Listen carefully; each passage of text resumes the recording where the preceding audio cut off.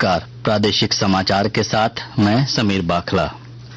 प्रधानमंत्री नरेंद्र मोदी वर्ष 2047 तक विकसित भारत का लक्ष्य प्राप्त करने के उद्देश्य से युवाओं के विचार जानने के लिए कल एक कार्यक्रम की शुरुआत करेंगे।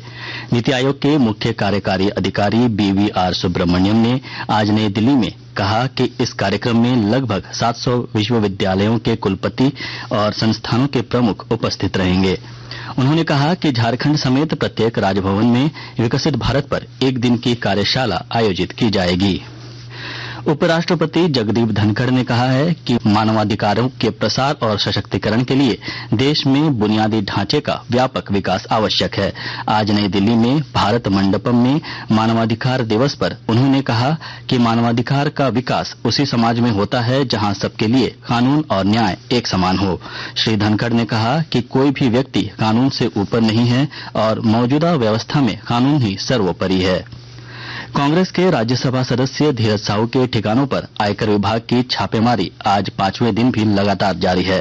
रांची के रेडियम रोड स्थित उनके आवास में आयकर विभाग के अधिकारियों की टीम लगातार कार्रवाई कर रही है। बीते 4 दिनों में छापेमारी के दौरान धीरज साहू के ठिकानों से 176 बैग रुपए मिले हैं। इनमें से अब तक 40 बैगों के नोटों की गिनती हुई है। अब भी 136 बैग बाकी हैं। इस दौरान नोट गिनने वाली मशीन भी खराब हो चुकी है, लेकिन नोटों की गिनती अब भी जारी है। आज देर रात तक नोटों की गिनती खत्म होने का अनुमान लगाया जा रहा है। कुल 50 कर्मचारी और 25 मशीनें नोटों की गिनती कर रहे हैं। बताया जा रहा है कि जब्त नोटों का आंकड़ा 400 करोड़ से अधिक हो सकता है। कांग्रेस के राष्ट्रीय महासचिव व झारखंड प्रदेश प्रभारी अविनाश पांडेय ने आज स्पष्ट किया कि कांग्रेस सांसद धीरज साहू के यहां से मिले रुपयों से कांग्रेस पार्टी का कोई संबंध नहीं है। श्री पांडेय ने कहा कि सांसद का निजी मामला है। रांची के बिरसा मुंडा एयरपोर्ट पर पत्रकारों से बातचीत में उन्होंने कहा कि जब तक आधिकारिक रूप से आयकर विभाग की टीम कोई जानकारी नहीं देती है, तब तक पार्टी इस पर कोई भी टिप्पणी नहीं करेगी। उपराष्ट्रपति जगदीप धनखड़ आज राज्य के 2 जिलों जमशेदपुर और धनबाद में विभिन्न कार्यक्रमों में भाग ले रहे हैं। जमशेदपुर के Xavier School of Management XLRI और धनबाद के IIT ISM के कार्यक्रम में शामिल होने आए उपराष्ट्रपति को रांची स्थित बिरसा मुंडा हवाई अड्डे पर गार्ड ऑफ ऑनर दिया गया। इससे पहले राज्यपाल CP राधाकृष्णन और मुख्यमंत्री हेमंत सोरेन ने उनका स्वागत किया। इसके बाद श्री धनखड़ भारतीय सेना के हेलीकॉप्टर से जमशेदपुर के लिए रवाना हो गए। यहां वो XLRI के प्लैटिनम जुबली समारोह में बतौर मुख्य अतिथि भाग ले रहे हैं। इसके बाद वह धनबाद जाएंगे, जहां वो शाम 5 बजे से IIT ISM के 43वें दीक्षांत समारोह में शामिल होंगे। गुमला जिले में विकसित भारत संकल्प यात्रा के झारखंड प्रभारी पदाधिकारी के रूप में नामित और केंद्रीय उच्च शिक्षा विभाग के अपर सचिव सुनील कुमार वर्णवाल ने विभिन्न योजनाओं की प्रगति को लेकर समीक्षा बैठक की। विस्तृत ब्यौरा दे रहे हैं हमारे संवाददाता।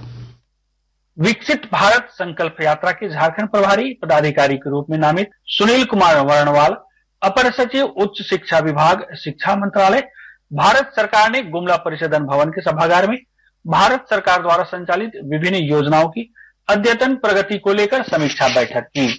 बैठक में मुख्य रूप से विकसित भारत संकल्प यात्रा को लेकर जानकारी देते हुए श्री वर्णवाल द्वारा बताया गया कि यह योजना भारत सरकार की एक महत्वाकांक्षी योजना है जो विभिन्न चरणों में संपादित हो रहा है। उन्होंने बताया कि यात्रा के लिए सूचना, शिक्षा और संचार वैन तैयार की गई है जो देश के एक विशाल क्षेत्र को कवर करेगी। नरेश कुमार, आकाशवाणी समाचार, गुमला। राज्य के सभी सरकारी स्कूलों के शिक्षकों को अपने मोबाइल पर जय गुरुजी ऐप डाउनलोड करना होगा। इस संबंध में शिक्षा सचिव के रवि कुमार ने सभी जिला शिक्षा पदाधिकारी, जिला शिक्षा अधीक्षक और सभी सरकारी स्कूलों के हेडमास्टरों को पत्र लिखकर जय गुरुजी ऐप का उपयोग सुनिश्चित कराने का निर्देश दिया है।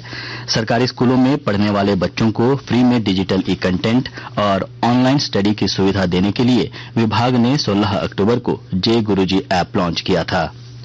राजधानी रांची और राज्य भर के तापमान में गिरावट दर्ज होने लगी है। मौसम विभाग के अनुसार 15 दिसंबर तक आसमान साफ रहेगा, जिस वजह से अगले 2 दिनों में रांची का न्यूनतम तापमान 10 डिग्री तक पहुंच सकता है।